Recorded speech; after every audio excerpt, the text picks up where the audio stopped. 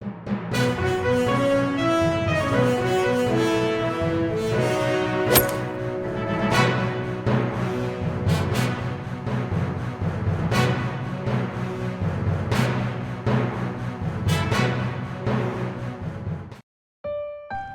آیت اللہ خامنئی اپنے زندگی نامے میں بیان کرتے ہیں، ہمارے والد معروف عالم دین اور نہایت متقی و پرہیزگار تھے۔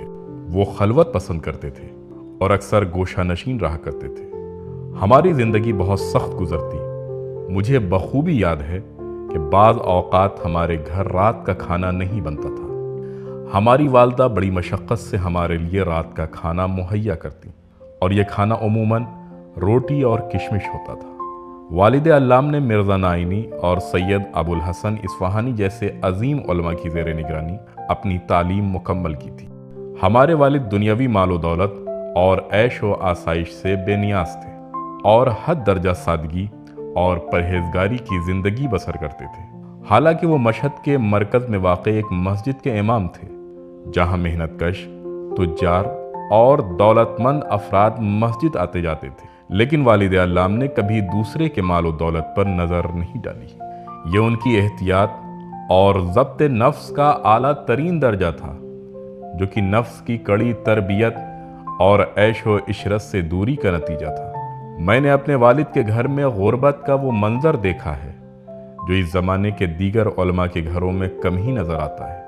میرے والد نے اپنی غربت اور محرومی کا ذکر کبھی بھی کسی سے بھی نہیں کیا۔ حقیقت تو یہ تھی کہ لوگ انہیں دولت مند سمجھتے تھے، کیونکہ وہ مالی امداد لینے سے گریز کرتے تھے اور اپنی خودداری و عزت نفس کا خاص خیال رکھتے تھے۔ جب ہمارا گھر دوبارہ تعمیر ہوا تو اس میں 3 کمرے تھے۔ 2 کمرے میرے والد سے مخصوص تھے، جس میں ایک نسبتاً کشادہ تھا جو مہمانوں کے لیے مخصوص تھا، اور دوسرا آپ کے مطالعے سے۔ باقی ہم سب بھائی بہن اور میری والدہ ایک ہی کمرے میں رہتے تھے۔ اگر کبھی میرے والد کے مہمان آ جاتے یا کوئی خاص مجلس ہوتی تو ہمیں گھر سے باہر رہنا پڑتا تھا۔